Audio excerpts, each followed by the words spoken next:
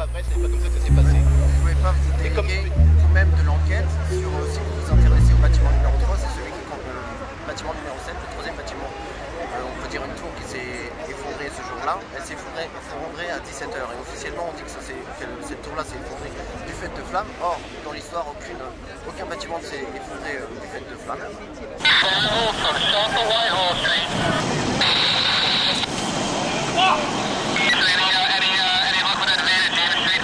So that is obviously the problem. We were told by a couple of people that were in there before rescue workers that there are bodies, a number of bodies lying around in the debris and on the street there. Obviously, part of the job will be to bring them out. We are also told by Port Authority officials that the building over there, which is building number 7, which you can see, it is referred to as building number 7. It's about, I would say probably a 20-story building, that there is some concern on the part of Port Authority officials about the stability of that building at this point. So obviously, as we have been discussing all day, a very, very difficult circumstance here as to exactly when that area really is going to be truly secure. Tom?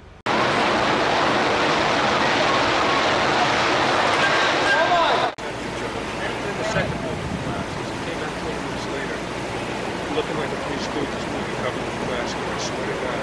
But you get a good thing, right? That's some good shit. Then we went back there. Whoa!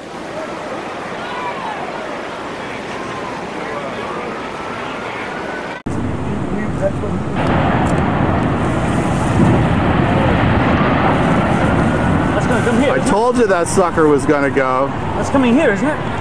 What, the cloud? Yeah, look at that. Oh yeah. What do we do? Jump inside? No. Is it gonna come up here? No. The World Trade Center didn't make it this far. But there are people down there. No, there's nobody down there either. They cleared the street. See, that's why they didn't try to put that fire out.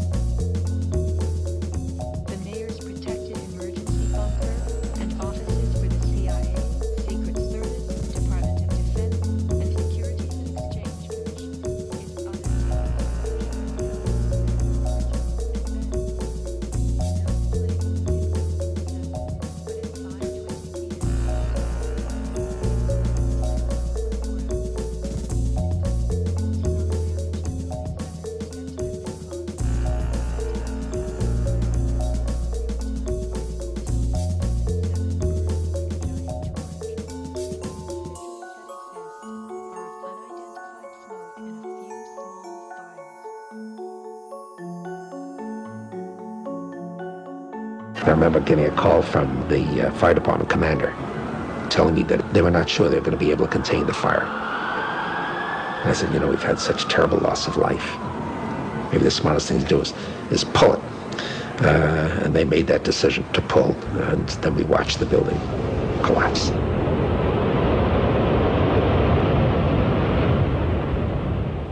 Un bâtiment en béton, en pierre, aucun bâtiment ne s'est jamais effondré du fait de flammes. Et donc, le propriétaire du bâtiment, on voit une vidéo qui dit pull it, c'est-à-dire faites sauter ça. Mais d'accord, mais après on peut interpréter comme on veut. Alors là, c'est non mais attendez. Deux tours. Non mais juste, là c'est moi qui termine parce que c'est marrant. Dans le cas du Pentagone, on voit pas d'avion, donc c'est un problème. Là, dans le cas des deux tours, on voit des avions, non? Comment c'est arrivé? Comment on peut faire tomber 3 tours avec 2 avions? Comment on peut... Alors 3 tours parce que vous faites allusion à la... Il y a 3 tours qui sont tombées le 7 septembre. Il y a beaucoup de gens qui sont devant leur télé en disant de quoi ils parlent. Et il y a une tour qui n'a pas été touchée, qui s'est écroulée 5 heures après les autres et qui est tombée exactement dans les mêmes conditions que les 2 autres, c'est-à-dire sur sa propre empreinte. C'est la tour numéro 7. Hein, le World Trade Center numéro 7 qui abritait toutes les archives de la CIA sur toutes les histoires de Bush père et tout un passif qui n'existe plus. Mais ce qu'on retient, c'est qu'il n'y a eu que 2 tours. Il y en a une troisième qui contenait des dossiers du FBI et de la CIA qui s'est effondrée. Et alors, c'est le fait de Il y a alors comment ça se... Ils ont fait tout ça pour faire... Ils ont fait tout ça pour uniquement faire détruire. Je dis pas ils ont fait tout ça pour ça ou ça. C'est ça les coupables. Bah si, c'est ça que vous dites là. According to a 3-year comprehensive building and fire safety investigation just completed by the National Institute of Standards and Technology, or NIST. World Trade Center 7 collapsed because of fires. We really have a new kind of progressive collapse that we have discovered here, which is a fire-induced progressive collapse.